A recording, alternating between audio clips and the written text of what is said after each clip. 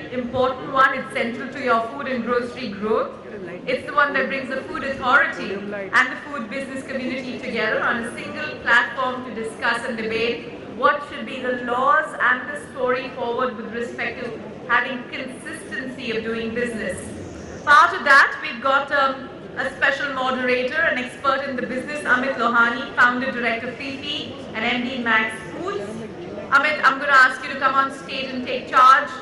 With him are Pankaj, Jaiminy, who's the associate vice president at TUV Sud South Asia, Vaibhav Kulkarni, director Abbott Nutrition Regulatory Affairs at Abbott Nutrition International, Jitendra Nautiyal, who is the regional audit manager at NSF International, and Ujjwal Kumar, food safety executive director at TFS Corporate Solutions.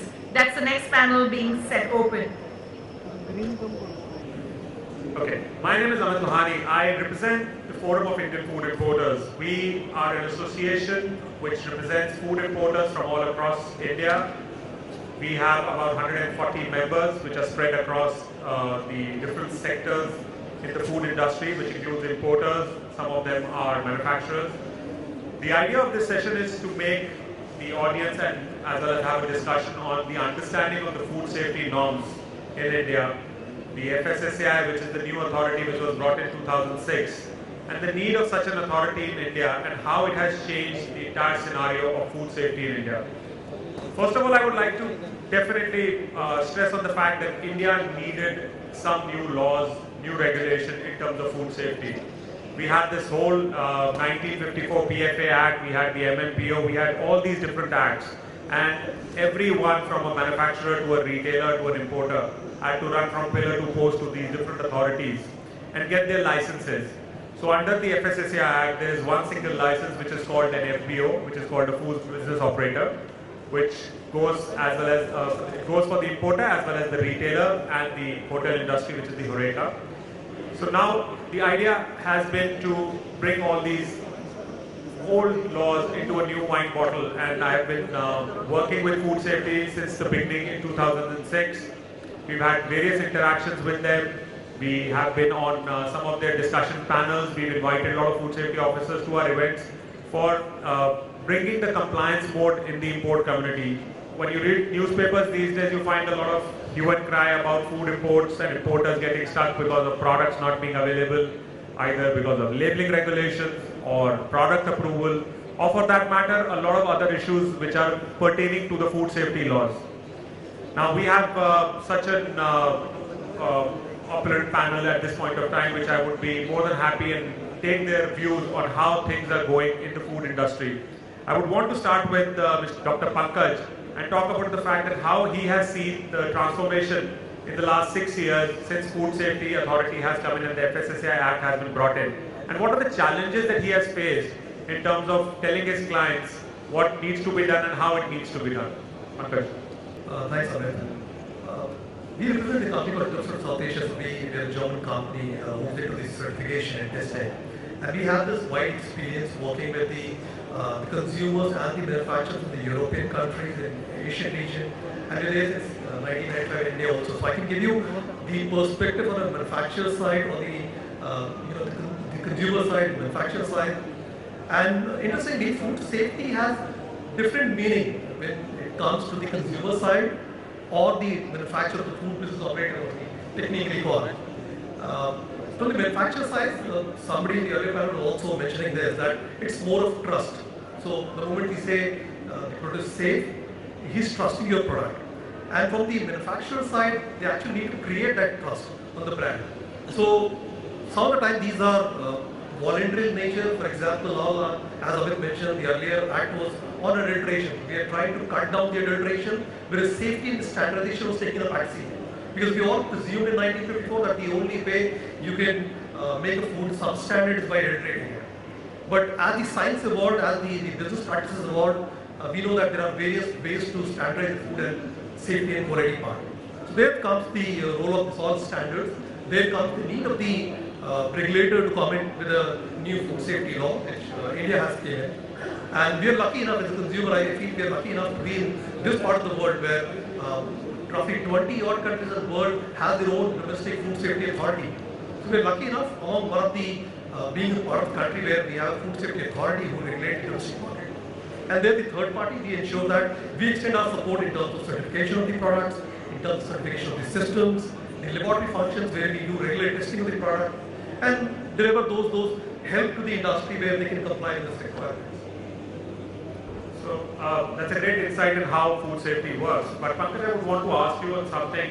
When you say that you facilitate manufacturers, have you ever worked with an importing company, and what are the challenges? Because the laws are very different when it comes to imported products, in the sense that labeling laws are different. Because importers are given a leeway, for that matter, there are a lot of rectifiable defects which are not allowed for a local manufacturer. So how have you worked on it, and what are the challenges which you face in that particular brand or category where the product was supposed to be brought in, and how much time does it take for an individual importer to come and connect with you? As I mentioned, we are there in this market, also in the market for a very long time, almost 20 years.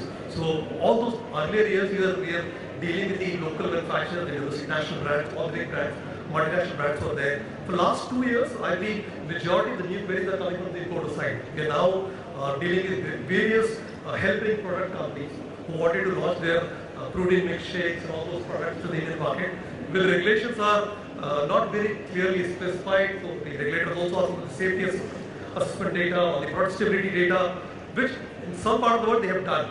They also show that okay, my products are already there in the market for a very long time. But they also need to comply with the regulations, so they give those product the literatures to us, and then we go through that. We give them technical support. We also do a lot of shelf life studies, the product stability data, generate those scientific data, which help them to submit the product approval category process.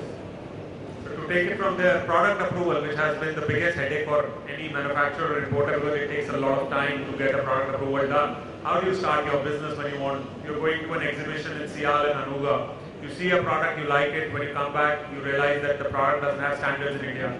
For everyone's information, food safety in India has only about 377 standards in terms of categories, whereas internationally there are more than 10,000 standards.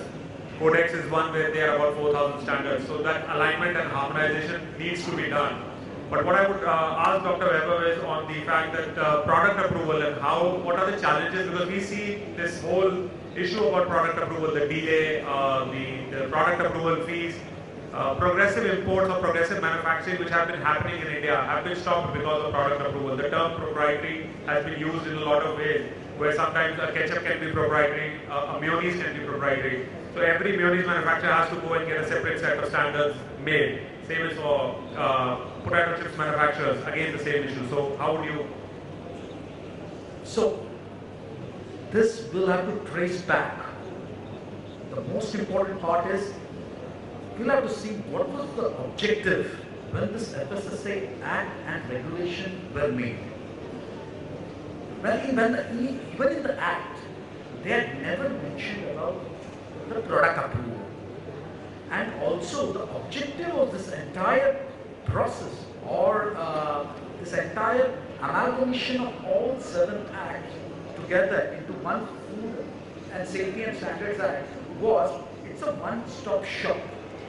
That was the objective, so that to minimize the problems that FBOs were facing at that point in time prior to 2006. But what in the downstream, what happened is the product approval got introduced probably in 2011, and therein actually see the product approval. It's okay. I mean, the objective of product approval is also not bad, because the objective was you have a diversified country, you want to enforce things, and there are a lot of people who are under the proprietary name, who are trying to make products and of substandard or whatever it is and push it to the market. So they wanted to regulate those people, but at the same time, when they started, they wanted that person or the company should not suffer from the business point of view. You take your present product approvals, but your business will not suffer. So that's why, right, apart from product approval, they started giving you first, if you prove that the product is there in the market, you will get a no objection certificate, that is NOC, and then within a year, after their assessment, they will provide you the product approval.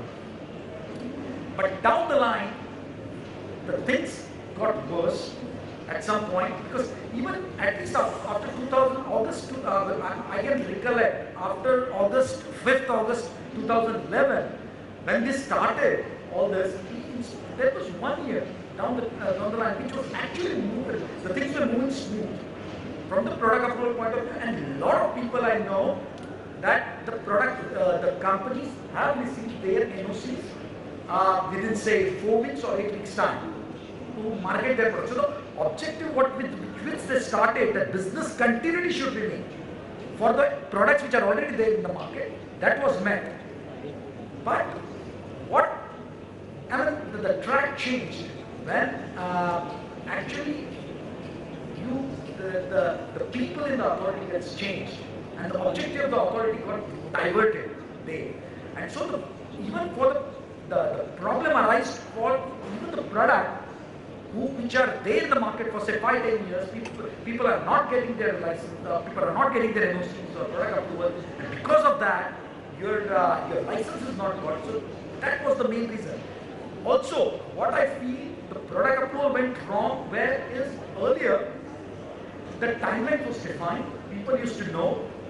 FSSAI authority, the department that was actually looking at this, they were meeting people, they were hearing their grievances, and also it was a time-bound program, time-bound this thing, and every week there was a product approval meeting happening at the authority level, and they were publishing on the site how many people have got the product approval, so that the FPOs were known, in spite of not living in Delhi, that yes, something is happening at the authority level and some people are getting approval.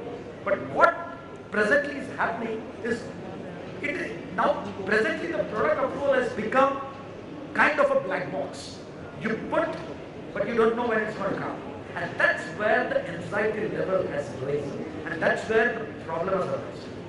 See, we have been hearing from the trade what you're talking about and the same problems that we face. The biggest challenge what manufacturers or importers have been facing is the fact that product approval in the beginning was supposed to be for novel foods and nutraceuticals.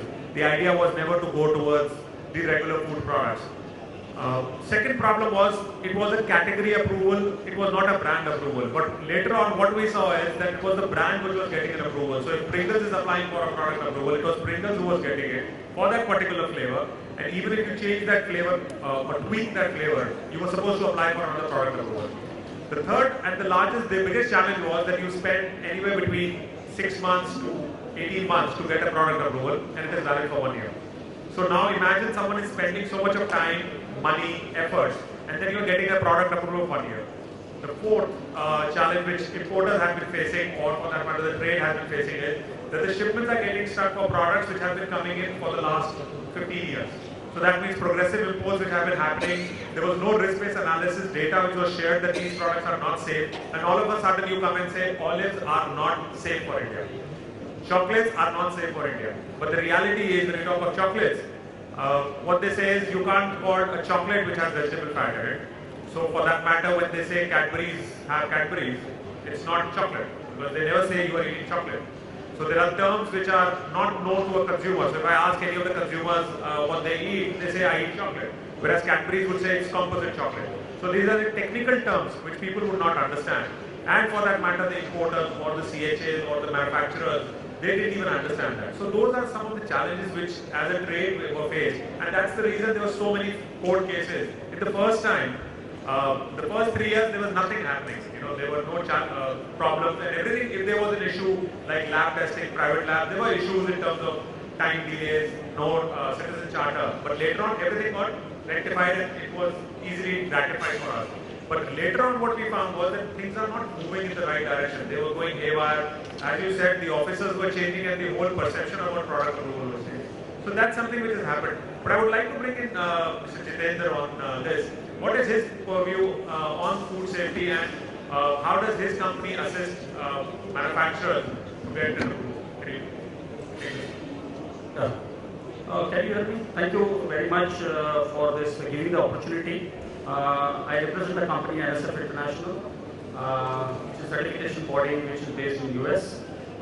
Just coming point to the discussion of the various standard and harmonization of the standards globally, like why the suppliers are going for Codex standard as a base standard and then applying on the Codex standard. If you see the Indian scenario, how the Codex been applied to the Indian scenario, there are a lot of standards which have been implemented globally, and for the reason very simple is that the companies which wants their own supplier for two things, one is on the food safety part of it and another is the regulatory part. They want to comply with all the requirements.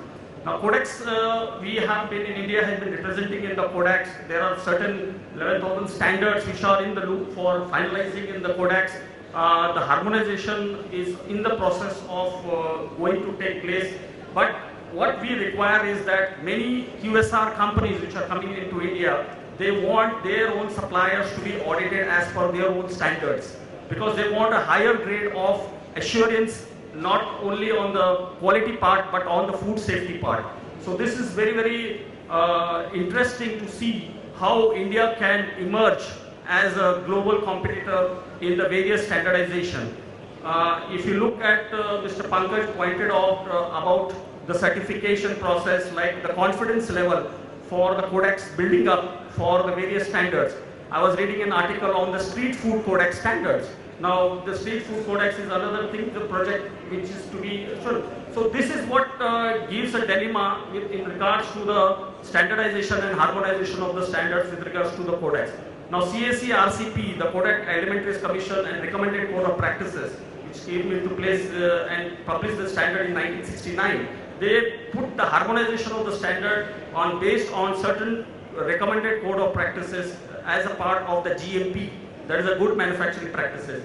Later on, they started to develop this based on the risk analysis module, which is called as HACCP. So they went on the risk analysis that they say that, okay, Codex will not give you the complete support. Let us go for a up standard, which is called a HACCP, based on the risk analysis. So when they did the risk analysis, there are a lot of risks which are involved, which is called as the risk mitigation and the risk of the product to the safety of the consumers.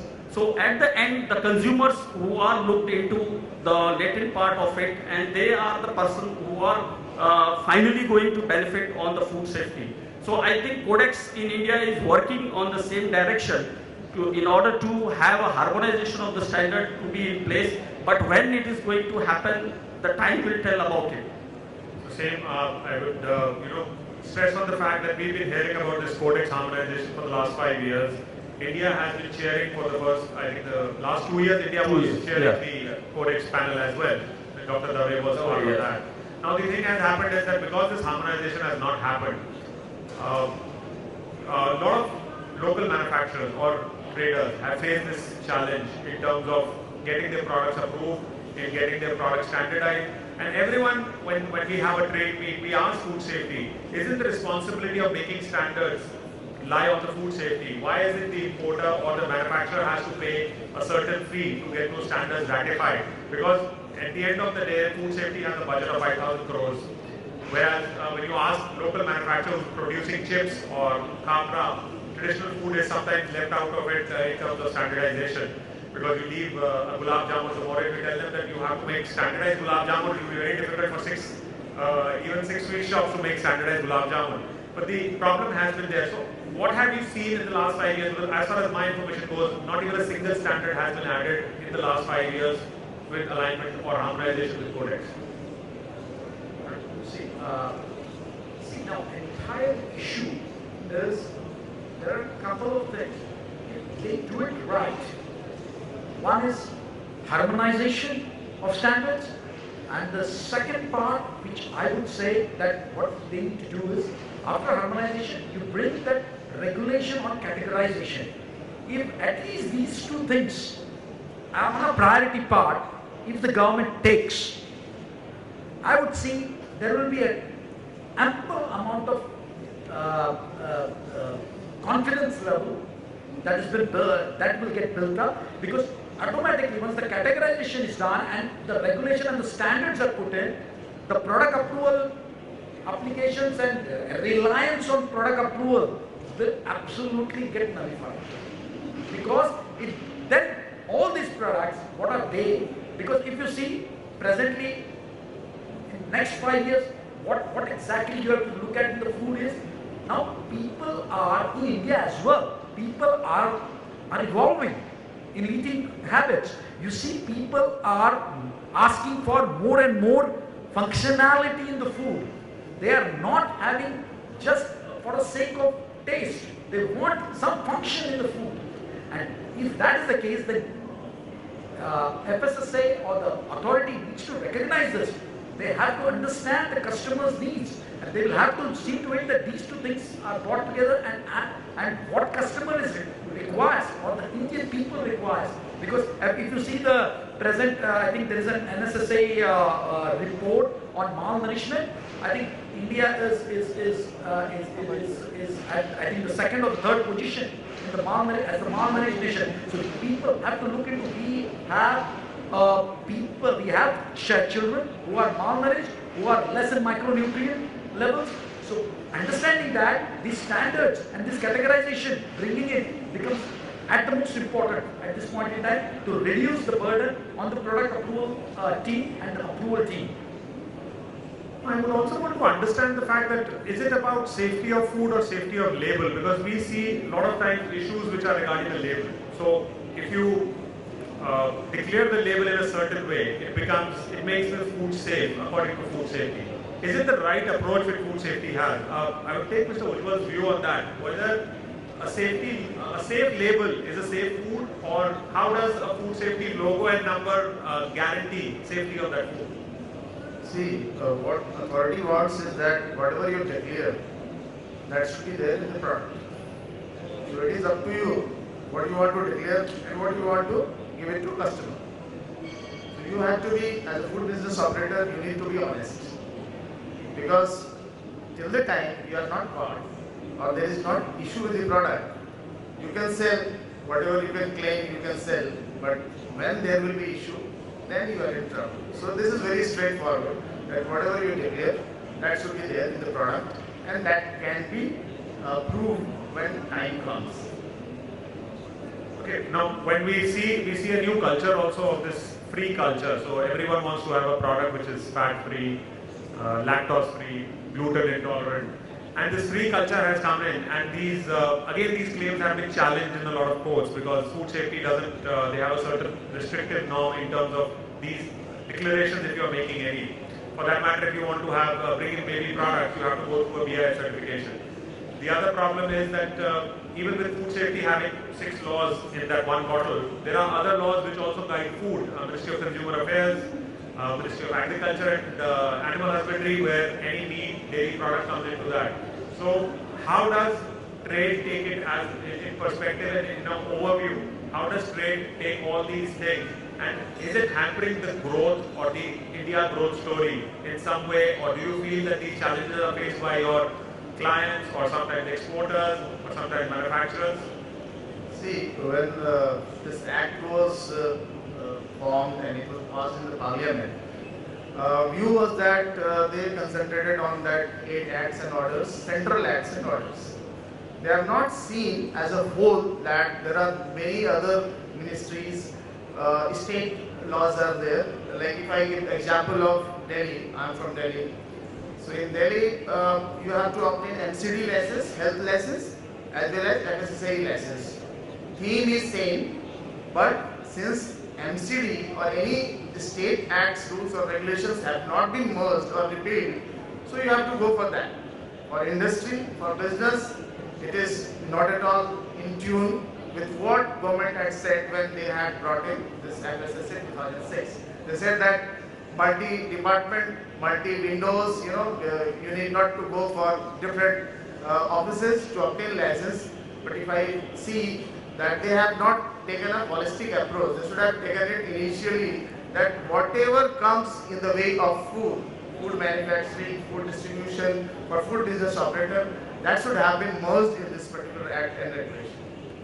I would like to share a brief summary, because we have talked a lot about various aspects of Food Safety and Standards Act. What exactly is this act, and how you have to be there in the arena. In 2006, this act was passed.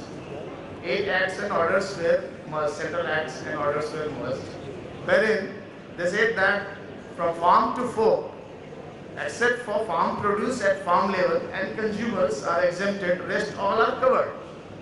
So whatever activities you perform from farm to fork, except for farm produce at farm level and consumers, rest all are food business operators. Whether you are trader, you are manufacturer, you are retailer, you are stockist, you are into warehousing business, all are food business operators. Then what they did, that if you have an annual turnover of less than 12 lakh rupees, you have to simply go for registration. But yes, you should have registration, then only you can legally function as food business operator. And if you have turnover more than 12 lakh rupees, then you have to obtain license. In license also they have made 2 things, state license and central license, wherein I can give just one example because it's a very vast table. If you are running a restaurant, then in that case what happens that if you are above 12 lakh and below 20 crore for that particular location, then you have to go for a state license. If you are having more than 20 crore turnover for a particular outlet, then you have to go for state central license. Now there are questions that I am in QSR and I have got 125 outlets in 7 states. What I need to do? First thing is that if you are operational in 2 or more than 2 states, you need to have one central license compulsorily for your head office. Then for each location you need to have license based on that 12 lakh rupees to 20 crore parameter or less than 12 lakh you have to see. So each location should have license. This license is location specific, activity specific. Locations cannot be merged, but activities can be merged for a particular location. So in nutshell, I will say that everybody has to obtain license. Right now, this is the status. This can be simplified. There are various representations to government. This can be simplified. A lot of documentation are there. What I personally feel, because we are into consulting business and we work on pan-India basis, what we feel that this is not a rocket science what authorities are doing right now. Documentation and all can be simplified, can be processed through single window, through outsourcing agencies like we have got passport through TCS. So similar thing can be done. Authorities should concentrate more on enforcement aspect, that whether the license which a particular FBO, food business operator, has obtained, whether he is fulfilling all the terms and conditions wherein it has been mentioned in the licensing or not, rather focusing more on licensing, giving the licenses. Also, just to add on, the most important, again, the thing which I felt when dealing with the FSSA and the lacunae in it is, I think the act, the regulations are there, but the officers which are there, the central officers as well as the regional officers, they need to have a mechanism to train these officers, because many a times what has happened is, because of lack of training of these officers, in spite of the regulations being very clear, they don't take decisions. And that's how all these products and all that stay, in spite of, see, because I've seen, probably in the importer point of view, you might have seen, even for the standardized product, not proprietary, even for the standardized product, they have held up the shipments. Because this I feel is totally lack of training. Because of that, the decision-making confidence is lacking with the officers. Absolutely. We have in trade have always discussed the fact that people don't understand products. I have had arguments with authorized officers where they ask us, what is a gherkin? Explain a gherkin to me. When I say it's a baby cucumber, they tell us, what is a baby cucumber? So now someone who's not had gherkins, who's never seen a product like a cucumber, he says, I don't understand what is this bottle. Open the bottle and I have to taste it. And when I tell them that, you can obviously open the bottle and taste it, but you have to send it for a lab test. So knowledge is something which is required. Authorized officer needs to be trained, and the kind of powers an authorized officer has. We've had examples when they open up a container. A look at the product and say, no, I don't understand this product, so it would go for product approval, go and get a product approval from Delhi. To get a product approval from Delhi, it's going to take 2 years by the time the container is lying at the port. The other thing they tell us is that because the product is not standardized, which is a very vague term, what do you mean by standardized? What is the definition of standardized? Where is that defined list that these are the products which are standardized? When you talk of cheeses, in India there are about 16 varieties of cheese in the Act which are standardized, which means that other cheeses are not standardized, or food safety has not been able to add any new standards. What I have seen in the last 6 years, there are only 2 standards which have been added in food safety. One is caffeine-based drinks and one is oil, where oil standards in terms of olive oil and canola oil, these standards are added. And still there are issues going on in these categories, where food safety is not evolving over a period of time, and they need to evolve to facilitate trade. We hear Mr. Modi talk about the fact that make in India. If we want to make in India, we have to have international standards, because at the end of the day, we have to make in India for consumption in India and also for exports from India. So if you want to promote exports, you have to have standards which are international rather than thinking that, okay, this is my prism and this is the standard I want to have. So that is something which is there. I would like the audience, if they have any questions to any of the panelists, please. If someone can share the mic with them. I would request you to take your name, your company name, before asking the question, and if you have it for any of the panelists, just name the panelists, please. I'm throwing this to all the panelists. I'm a manufacturer of specialty spirits alcohol. I'm being required to have 2 FSSAI licenses issued, and nobody is interested in my end product, which is what the consumer has. I say, please test my end product, don't make me do all this paperwork. But people are making me do any amount of paperwork, and I'm not interested in my end product, which is the only thing the consumer has. Is this a scam on a national scale? I think it's one of the biggest scams out there, and it's total confusion, Indian style. I'd like anybody out there to comment. I would not call it a scam or anything, but the only thing is, yes, there are challenges. I know the Scottish Association of Alcohol, they've been asked to put ingredients, best before dates on scotch. And they say, you have to have a best before date on scotch, because that's the law. The law, it is an edible product. And I have challenged the fact that, you are allowing products like, pan masala in India. The only line you have to write is, this is injurious to health and you can consume pan masala. That doesn't come under the purview of food safety. But in wine, they need to have a best before date, expiry date, ingredients. Alcohol, they want scotch ingredients. In the terms, there is water in it, this is the amount of alcohol in it, and they want all these ingredients. So there is ambiguity, and there is, I would not call it a scam, but there are challenges which the associations of different category of products are facing. But what has happened is, now what we see with the new government is that, yes, the PMO has taken into account these issues. A lot of ministries, a lot of international agencies have complained about the Food Safety Act in India and how it is hampering the growth in India. If any of the panelists has any... Yeah, so regarding your this thing, as Amit was mentioning, the new government, there's a sense of a little bit of positivity pertaining as compared to the government prior, and that's the reason. If you see, I don't know if you're aware how much you're following with the FSSA.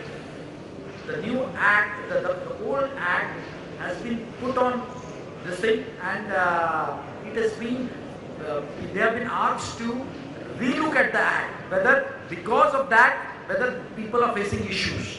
So I think the things are moving in the direction that they need to, but yes, I also agree that it's taking a longer time than expected, because the manufacturer, the FBOs cannot wait so much. And if you see the international arena, people do see India and China at the same level as an emerging market. But China, actually if you ask me, China and India started the race at the same, I think almost at the same time. But China is leaps ahead of us in terms of their way of doing things. Okay, they don't have democracy. It may be a plus point or a minus point for us. But point is, they are much ahead of the curve. So we have lost a lot of time. So how we are going to catch up with that time? How can we fasten the process to see to it that all our FBOs have a little bit of confidence? How the investment would come to India? So that's more important because I'm not, there is a positive attitude saying US coming and US companies doing it, but I think I think people are still cautious and want to see the results before they jump in. Is there a deadline? Is there a deadline? What I would like to request this forum is that when this time, as Amit has said, that PMO is reviewing this act, earlier also when this FSSA was enacted, not many times public opinion or food business operators' opinion were sought. And at that time, what I personally feel while interacting with the various food business operators, that feedback had not gone positively and act was flown. And now we are into it. When there is a review, this time I would request all of you present over here that whatever problems you are facing, you must come up with the suggestions so that this time when it is reviewed, it should be at least 90% foolproof. Where is this review and how can I be at it? No, actually, when suggestions are sought on the, you have to follow the website. Yeah, what you can do is, if you have any comments or suggestions, use any of the forums. FIFI is one of them if you are into a certain category.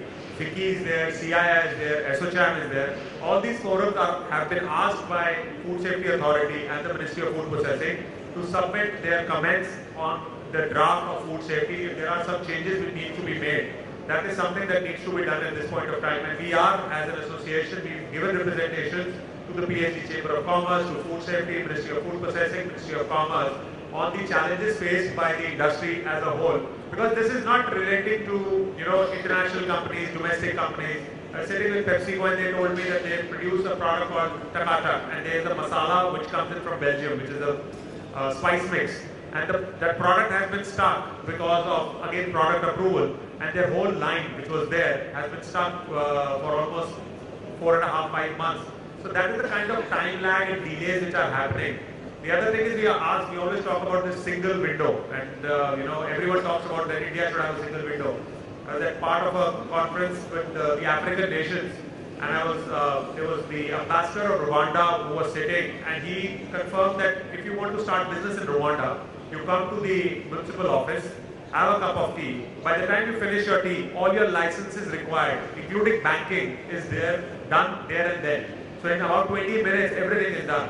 Whereas in India, if you want to start a new business, it might take you anywhere between 3 months to 3 years to get all the licensing required. MCD license, what he's talking about, it's so hard to get an MCD license in India, it's almost next to impossible. You rather end up paying something to someone to get the license, otherwise it's not possible to get license. It's very difficult to get license in India. And we see sometimes this license raj, somewhere or the other, some of the ministries have not been able to tap on it. We see that license raj somewhere coming back in certain categories. I just want to add one thing with the example quoted that the liquor also requires just before date.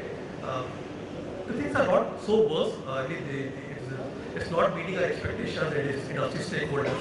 But for example, when they make this mistake of asking just before date, 2013 end they come with a notification saying Indian coaling plane does not require just before date. So they corrected. I don't know what this act has been coming so high that they could not look at every product. Food is such a diversified product that you cannot make the complete act in one day. It's like Rome cannot build in one day. So they're trying to do the complete construction of Kumar in a day, and that's how they start making mistakes in all other areas. And as and when the inputs are being given by the industry associations, inputs are being given by the stakeholders, they're giving the various notifications, correcting it, but many of the time we refer the act without looking at the notification correction which comes during the period. But as we have made the comment that we should be very active as the industry stakeholder, we need to make our voice being heard. We should be active on all platforms, giving all the inputs so that they understand this is a technical mistake, they should correct that. That's very important. Any other questions? Hello. See, you were just telling us that we should make an appeal. Can you just speak a little louder or bring the mic more closer to us? Hello. Yeah. You were just mentioning that we should approach the SHM as FIFI. That is a general all industry encompassing kind of a body. Does India Food Forum or the food processing units come as a separate entity, and they in turn approach these mega bodies, as I call it. You see, when you go to FIFI, whether it's the steel industry or whether it is any other kind of a thing, it's too wide a spectrum. So if there was something for the food industry or the food processing industry, because Fssai is what we're discussing, it would make a better representation kind of a thing. So is there such a thing existing where we could approach in case of problems, or at least bring it to the notice of this forum? What is exactly happening when you go? You're right when you said, trying to get a license. I'm sorry to say, it's all about corruption. It is not about food safety. If it is food safety, most of us would appreciate it. What happens when it is about corruption and not about food safety? How do you handle that as a problem? When you're staying in India, you have to, there's a thin line between corruption and you have, every time I go to an officer and we talk about the fact that there are challenges we face, there is always something I always tell, whether it is the CEO or the chairperson. I've told him that if I have to get an MBO license today, the fees for a central license, a state license in Delhi is 2,000 rupees. But to get that license, I have to pay 10,000 rupees. And I've told him bluntly that this is the way it is. If you pay 10,000, no documents required, you'll get the license is signed and ready. Otherwise, there is a line which is there on the online system, scrutiny by DO. And it will always stay on that scrutinization by DO. And nothing moves. Tragedy of this is, it moves so slowly that your frustration will kill you. Food safety will not kill you. No, I think to answer your query, see, by far, FIFI, CII, ASSOCHAM, these are the bodies which already has, as you said, they have committees, separate committees. Say for example, if you're, as you were mentioning, food processing units can come together. So there is a food processing committee inside SIFTI. That is a FIFI's food body. So what happens is, if in that committee, if you represent, the things are moving there. But problem lies with whenever, see, there are a lot of representations going, but decisions are not taken on those representations. I can tell you there are a number of representatives because I represent many of those committees. We get representations from people. We make a collective this thing, we send it across also, but the end result is very, very, very depressing at this point. And that's what my problem is there, where first of all, they need to align as well as they need to empower the people who are actually looking at these regulations, these what do you call the comments. Some people need to be empowered. You cannot have such a big authority and only one person, that is the chairperson, not even a CEO, who runs the show. You need the empowerment.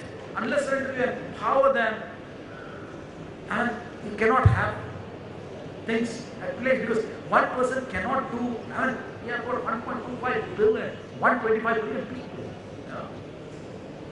So, one person looking at each and every people's demands, it's not humanly possible. And that's what we are expecting even from Narendra Modi at this point, which I think we will have to understand that, it's a process, it's going to take time. Nothing is going to come overnight. One association is the AIPA, All India Food Processors Association, and we are members to it. So I got an SMS from them that now the government wants to review, so this time don't miss it. So come out with the suggestions. So I got SMS. Also, AIPA you can follow. They are actively involved in this. This is the All India Food Processors Association based out of Delhi. It's a Delhi-based association. Mr. Malan is the secretary, so you can get in touch with them. If you are dealing in international food, you can get in touch with us as well. So our association also gives representation. No, the idea is, what he's talking about is the fact that, there are so many representations that we've given, and we've given a repeat, a reminder, but nothing has changed on the ground. I don't know if anyone would, that when you're filing an annual return in food safety, for imported category at least, they are asking you for so many details. They are asking you for a sale price. What has food safety got to do with my sale price? Food safety has nothing to do with my sale price or my cost price.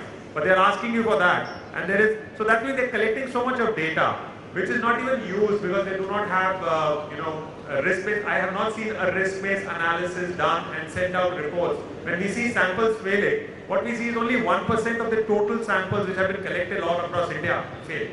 So where is the real issue? If the samples are not failing, if the product is safe, then what is the issue? They're not chasing the labels. Yeah, they're chasing the labels. That's what I said. Is it label safety or food safety? So now what, again, his example, that they're more focused on his label, his ingredients, whereas not on the product. Actual product should be tested, whether it is safe for human consumption. That should be the paramount concern of food safety. And that's the problem, that they are not doing that. But that is coming out of the fact that the quality of the people there, like somebody mentioned, they need to be trained. It is not the manufacturers or the importers who need to be trained. It's the statutory body which needs training first, because the quality of people there, all they are looking is whether there is a comma or a full stop, or whether the dot size is there, the font size is right. They are not looking at the food quality. But if you look at being a devil's advocate at this point of time, I would say there are too many bad apples in the industry also. So we have a lot of manufacturers who do produce substandard. They cut down corners.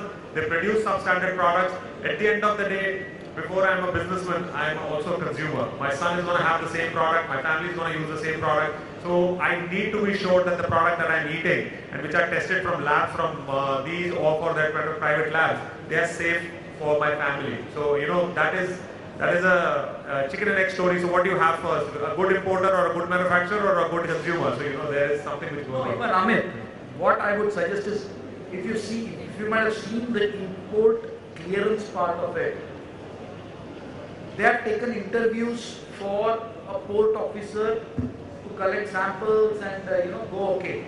I find a new person who is just out of college, he is going to pass the samples, or his signature or his recommendation to the authorized officer will clear your goods. So that's the thing. So training becomes more important because he doesn't know anything, but still he has been put on a very high profile job. Yeah, I do agree with you, because initially FSSAI had identified 150 assessors. I am also one of the assessors and trainers for authorities. So in 2 programs I participated, one in Jammu, one in Mizoram. So I found that the competence level is quite low, I will say, and there is huge gap. Suddenly it happened for 6 to 9 months. They had rapid sessions, and there was improvement. And then I don't know why this training, they have just stopped it. I have just time for one last question. If anyone, please, one last question, then I will close. So this was mentioned earlier also that there are only a limited number of product categories available in our norms. 77. So, yeah. So like with so many specialty products coming in the market, functional foods, nutraceuticals, and all these product categories, there are no defined norms. Under each product category, for example, I am manufacturing 10 to 12 kinds of different gluten-free pastas. Now, when I approach the product approval team, I need to get a product approval for every particular product and not just the entire category. Even though my base material remains the same, I am changing the ingredients to an extent of say 5 to 10%. So why am I being put through the entire tedious process of applying for 12 to 13 different product approvals? Why it cannot be simplified? No, actually, if you look at it, we have been giving representations that it should be category approval. So gluten-free pasta should be a category because the base component is the same. The only tweaking which happens is either in terms of shape or a certain composition. If there is not much change in the composition, there should be a categorization. But there is no number defined as to much change. Yeah, true. But then they can do that, plus minus 5%, 7% if you change the ingredient in terms of composition, if the flour changes. And in the past 1 week, I have been like communicating constantly with the product approval officer, and he has absolutely no clarity. I am making a beetroot pasta, a spinach pasta, a multi-grain pasta. Ingredients are changing to an extent of 5 to 7%. But if you're changing, then if you're making a beetroot pasta and a spinach pasta, then there are two different pastas But the altogether. base material remains Yeah, the but same. then the problem is that if you change additives, if you change flavoring agents, then there is a problem. Food safety clearly defines that the idea is they should make a gluten-free pasta category and add that these are the flavors which can be produced, and that should be clarified. But anyhow, that's a problem. But I have been told that I need to close this session. And thank you very much. Thank you, my panelists, and thank you to all the guests. Thank you so much.